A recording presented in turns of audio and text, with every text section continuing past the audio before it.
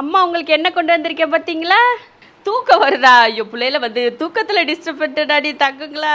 வா உனக்கு மருதாணி வைக்குவோம். இது என் தங்க பிள்ளைக்கு முதல்ல வச்சு விட்றேன். இது வந்து இன்ஸ்டன்ட் கிடையாதுப்பா, இலையில அரைச்ச மருதாணி. நம்ம குட்டிங்களுக்கு எப்பயுமே மருதாணி காலில் இருக்கும். இந்த தடவை வந்து அழிஞ்சு போச்சு, அதையே எல்லாரும் கேட்டிருந்தீங்க, ஏன் மருதாணி வைக்காமல் இருக்கீங்க இன்னும், அவங்களுக்கு மருதாணி தான் ஸ்பெஷலாக இருக்கும், உங்கள் குட்டிங்களுக்கு மருதாணி தான் நல்லா இருக்குது வச்சு விடுங்க அப்படின்னு சொல்லி அவங்க ஆசைப்படி இன்னைக்கு நான் வந்து பிள்ளைங்களுக்கு மருதாணி வச்சு விட்றேன்.